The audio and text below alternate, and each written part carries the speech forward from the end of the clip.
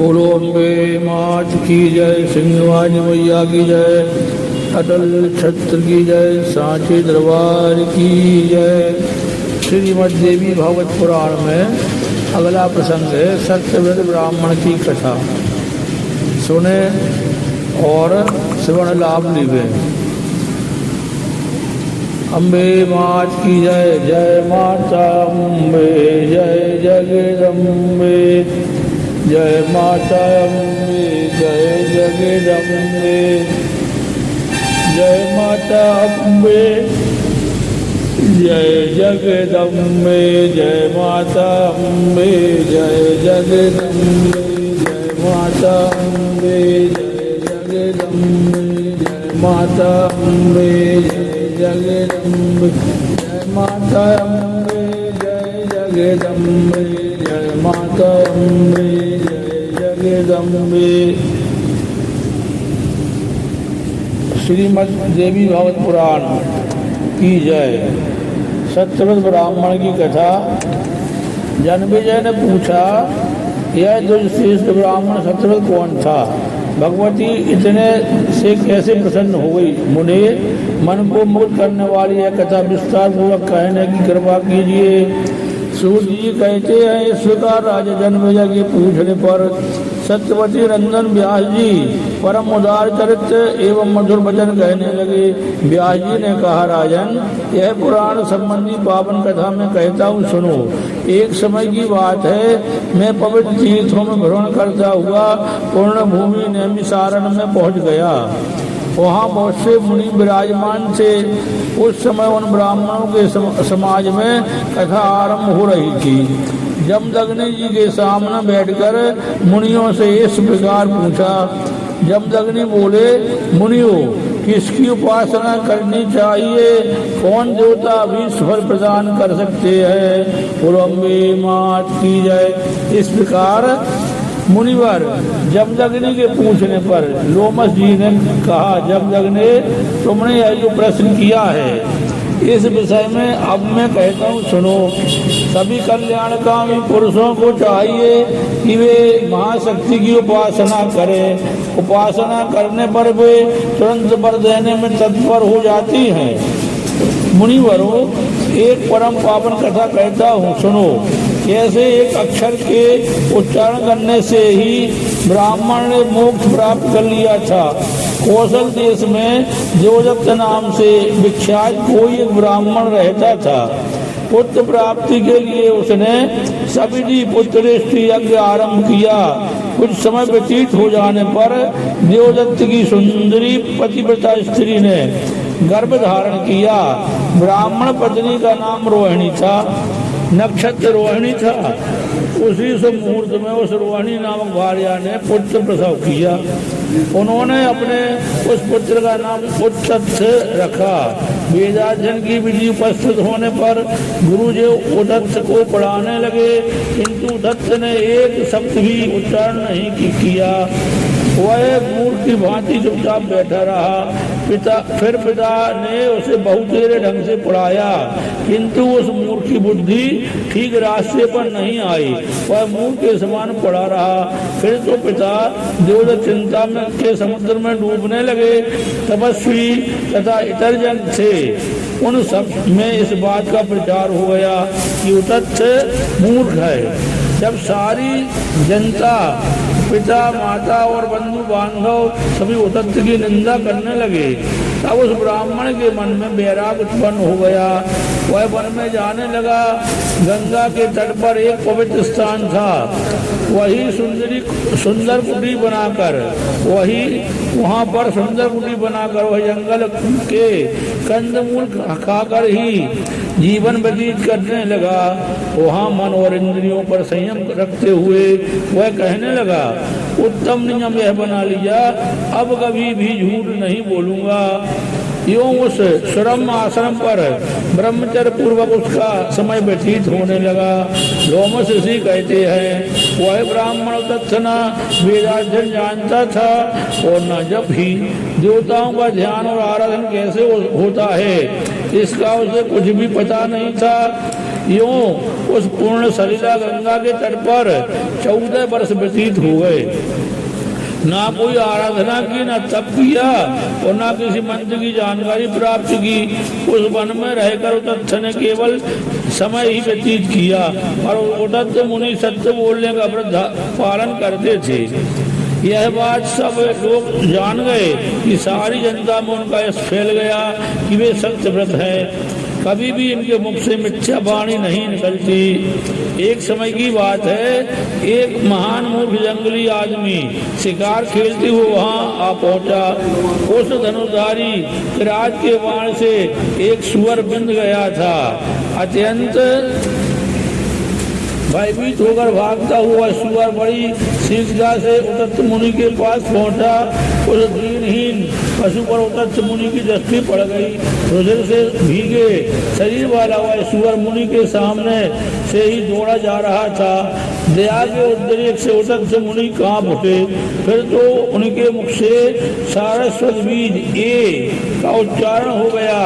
वे महात्मा उतत्थ तो नितांत अज्ञानी थे, उन्हें सारस्वत बीज मंत्र का क्या पता, किंतु शोक में पड़ जाने पर उनके मुख से यह उच्चारण हो गया। इधर वह सुअर आश्रम में जा एक सघन झाड़ी में छिप गया। उसके बाद तुरंत वह निशाचरा शिकारी कान तक बाढ़ खींचे हुए धनुष हाथ में लिए उतत्थ मुनि के सामने आ पहुंचा। उसने सामने खड़े होकर प्रणाम किया और पूछा, जुझवर सुअर कहाँ गया? मैं जानता हूँ आप प्रसिद्ध सत्यव्रती हैं, अतः अब मैं आपसे पूछ रहा हूँ कि मेरे बाण से विदा हुआ और सुअर कहाँ है?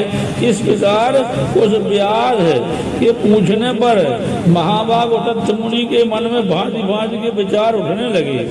सोचा नहीं देखा है, यह कहने पर कौन सा उपाय है कि जिससे मेरा सत्यव्रत नष्ट न हो, परंतु सत्य हो या असत्य मैं यह भी कैसे कहूँ कि बाढ़ से बिजले हुए शरीर वाला सुअर इधर गया है।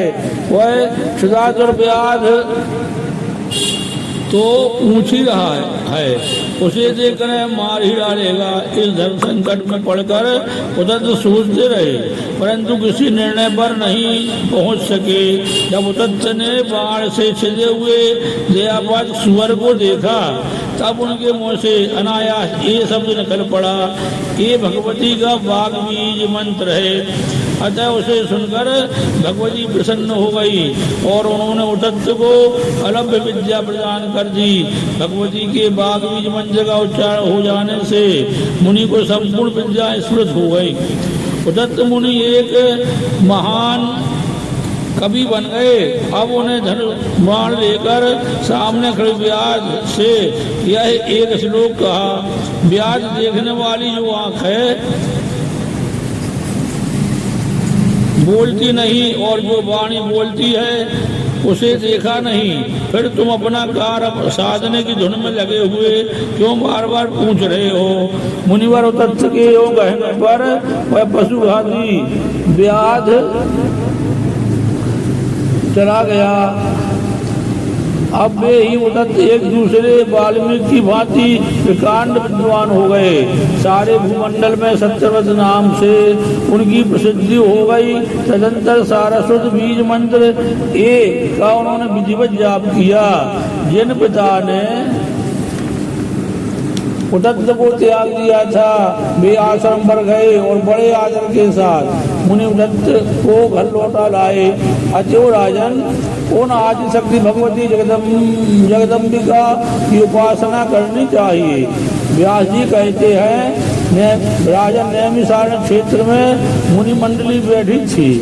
उस समय लोमस जी के मुख से भगवती का यह महात्म्य मैंने सुना था। बोलो अम्बे मात की जय, सिंहवारी मैया की जय, अटल क्षत्रिय सांचे दरबार की जय। नमः प्राण दूसरा विश्राम, दूसरे दिन के पाठ की संपूर्णता पर प्रार्थना।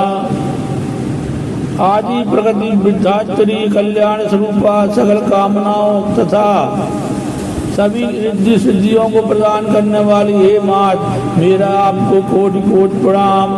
हे भगवती, मैंने इस तथ्य को जान लिया है कि जड़ चेतन संसार आप में ही समाया हुआ है और आपसे ही सर्जन प्रलय होते रहते हैं। इस संसार की सत्ता में आपकी ही शक्ति है और इस रूप में आप ही लोकमयी है। मेरा आपको कोटि कोटि प्रणाम हे जननी।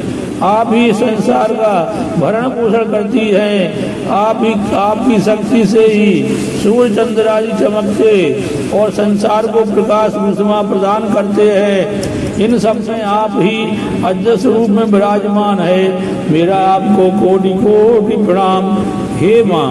मेरी आपसे यही विनती है कि मेरा मस्तक सदा आपके चरण कमलों में नत रहे, मेरा चित्त सदा आपके रूप सौंदर्य में सासक्त रहे, मेरे कानों में सदा आपके गुणों के उच्चारण की ध्वनि आती रहे और मेरे नेत्र आपके चरण कमलों के दर्शन करते रहे।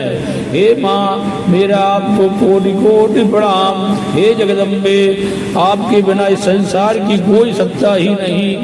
आप इस समग्र जड़ चेतनमय संसार को व्याप्त हो रही है। जिस प्रकार शक्ति के अभाव में मनुष्य असमर्थ है, यही सभी बुद्धिमान स्वीकार करते हैं, उसी प्रकार आपके बिना भी सभी ब्रह्मादि देवता, यक्ष, किन्नर, गंधर्व आदि असमर्थ हैं। मेरा आपको कोटि कोटि प्रणाम हे माँ। बुद्धिमानों में बुद्धि और शक्तिमानों में शक्ति तथा कीर्ति, कांति, लक्ष्मी, विद्या, संतुष्टि, रति, विरति तथा मुक्ति आप ही हैं। आपकी ही विभूति, आपकी विभूति का सर्वत्र साम्राज्य है।